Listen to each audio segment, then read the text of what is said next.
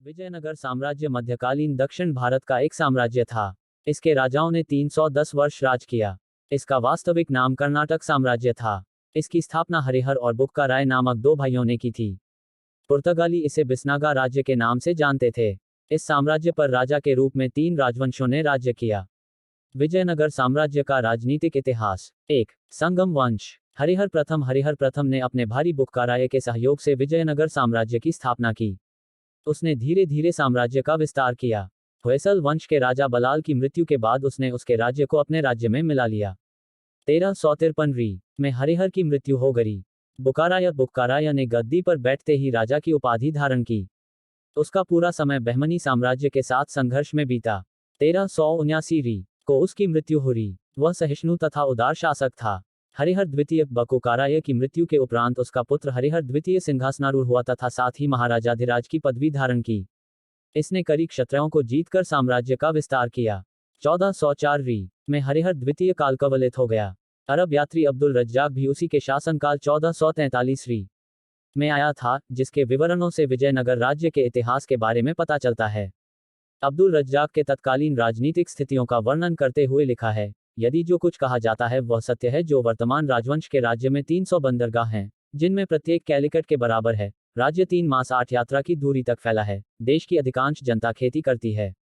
जमीन उपजाऊ है। प्रायः सैनिकों की संख्या 11 लाख होती है। उनका बहमनी सुल्तानों के साथ लंबा संघर्ष हुआ। विरूपाक्ष की अयोग्यता का लाभ उठाकर नरसिंह सालूब ने नए राजवंश की स्थापना की। 2. सालूब वंश। नरसिंह सालूब 1486 एक सुयोग्य वीर शासक था। इसने राज्य में शांति की स्थापना की तथा सैनिक शक्ति में वृद्धि की। उसके बाद उसके 2 पुत्र गद्दी पर बैठे, दोनों दुर्बल शासक थे। 1505 में सेनापति नरस नायक ने नरसिंह सालूब के पुत्र को हराकर गद्दी हथिया ली। 3. तुलव वंश। वीर सिंह तुलव 1505 में सेनापति नरस नायक तुलुव की मृत्यु हो गई। उसे पुत्र वीर सिंह ने सालूब वंश के अंतिम शासक की हत्या कर स्वयं गद्दी पर अधिकार कर लिया। कृष्णादेव राय तुलव वह विजयनगर साम्राज्य का सर्वाधिक महान शासक माना जाता है। ये वीर और कूटनीतिज्ञ था। इसने बुद्धिमानी से आंतरिक विद्रोहों का दमन किया तथा उड़ीसा और बहमनी के राज्यों को फिर से अपने अधिकार में कर लिया। इसके शासनकाल में साम्राज्य विस्तार के साथ ही साथ कला तथा साहित्य की भी उन्नति हुई। वह स्वयं कवि व ग्रंथों का रचयिता था। सदाशिव वेंकट का भतीजा शासक बना। तालीकाटे का युद्ध हुआ। विजयनगर राज्य के विरोध में एक संघ का निर्माण किया। इसमें बीजापुर, अहमदनगर, बीदर, बरार की सेनाएं शामिल थी। मोहम्मद प्रथम के काल में जो युद्ध व संघर्ष विजयनगर के साथ प्रारंभ हुआ वह बहमनी राज्य के पतन तक चलता रहा। विजयनगर और बहमनी शासकों में रायचूर दोआब के अतिरिक्त मराठवाड़ा और कृष्णा कावेरी घाटी के लिए भी युद्ध हुए। कृष्णा गोदावरी घाटी में संघर्ष होते रहा। इसके प्रमुख कारणों में राजनीति, भौगोलिक तथा आर्थिक थे। फरिश्ता के अनुसार दोनों राज्यों के मध्य शांति विजयनगर द्वारा निर्धारित राशि देने से बंद करता था, तब युद्ध होते रहता था। भौगोलिक रूप बहमनी राज्य 3 तरफ से मालवा, गुजरात, उड़ीसा जैसे शक्तिशाली राज्यों से घिरा हुआ था। विजयनगर 3 दिशाओं से समुद्र से घिरा था। वे राज्य विस्तार के लिए केवल तुंगभद्रा क्षत्रे पर हो सकता था। अतः भौगोलिक रूप कटे फटे होने के कारण बड़े बड़े बंदरगाह भी इसी भाग में था। पुर्तगालियों का आगमन। सल्तनत काल में ही यूरोप के साथ व्यापारिक संबंध कायम हो चुका था। 1453 में कुस्तुनतुनिया पर तुर्कों का अधिकार हो जाने के बाद यूरोपीय व्यापारियों को आर्थिक नुकसान होने लगा। तब नवीन व्यापारिक मार्ग की खोज करने लगे, जिससे भारत में मशालों का व्यापार आसानी से हो सके। पुर्तगाल के शासक हेनरी के प्रयास से वास्को डिगाम भारत आए। अपने निजी व्यापार को बढ़ाना चाहते थे वह। दूसरे पुर्तगाली एशिया और अफ्रीकियों को ईसाई बनाना मुख्य उद्देश्य था, वह अरब को कम करना मुख्य उद्देश्य था। गोवा पुर्तगालियों की व्यापारिक और राजनीतिक गतिविधियों का केंद्र बना हुआ था। गोवा तथा दक्षिणी शासकों पर नियंत्रण रखा जा सकता था। विजयनगर साम्राज्य के पतन के कारण पड़ोसी राज्यों से शत्रुता की नीति। विजयनगर साम्राज्य सदैव पड़ोसी राज्यों से संघर्ष करता रहा। बहमनी राज्य से विजयनगर नरेशों का झगड़ा हमेशा होते रहता था। इससे साम्राज्य की स्थिति शक्तिहीन हो गई। निरंकुश शासक, अधिकांश शासक निरकुश थे, वे जनता में लोकप्रिय नहीं बन सके। अयोग्य उत्तराधिकारी कृष्णदेव राय के बाद उसका भतीजा अच्युत राय गद्दी पर बैठा। वह कमजोर शासक था। उसकी कमजोरी से गृह युद्ध छिड़ गया तथा गुटबाजी को प्रोत्साहन मिला।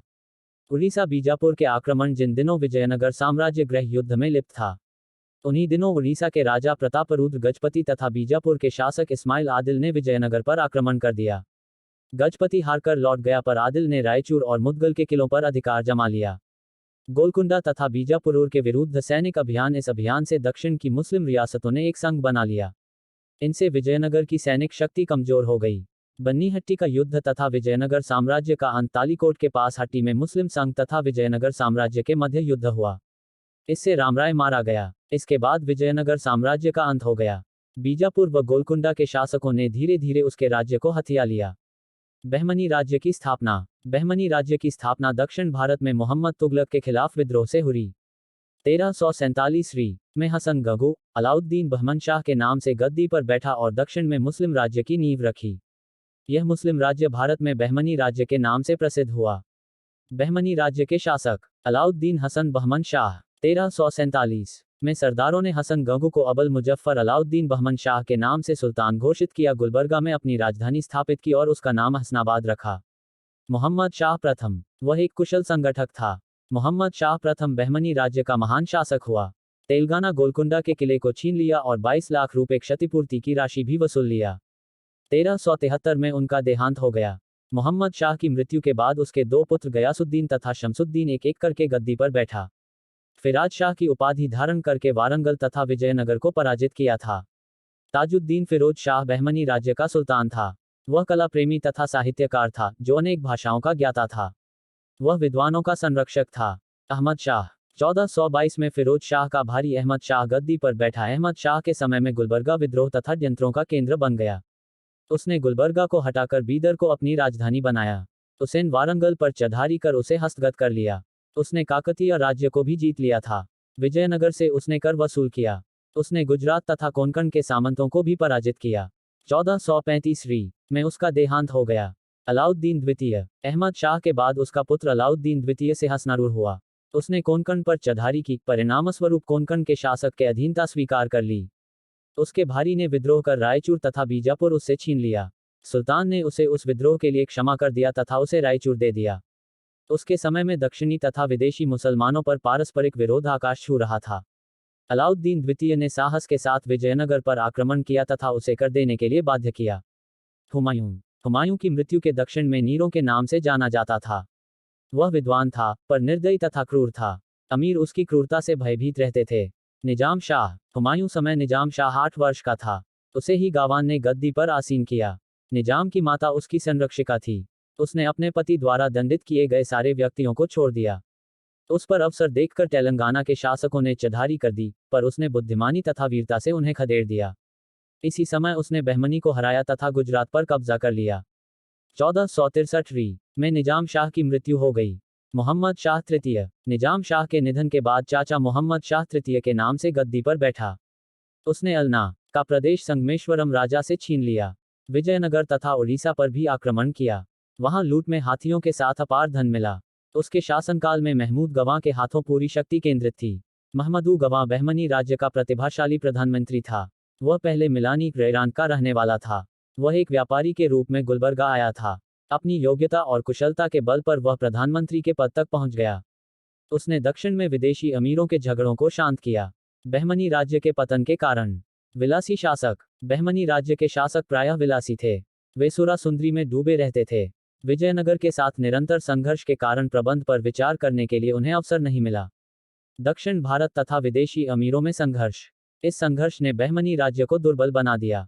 धर्मांधता। सुल्तानों की धर्मांधता तथा असहिष्णुता के कारण सामान्य जनता उनसे घृणा करती थी। महमूद गवां का वध। महमूद गवां के वध से योग्य तथा ईमानदार कर्मचारी निराश हुए। इससे उनकी राजभक्ति में कमी आ रही।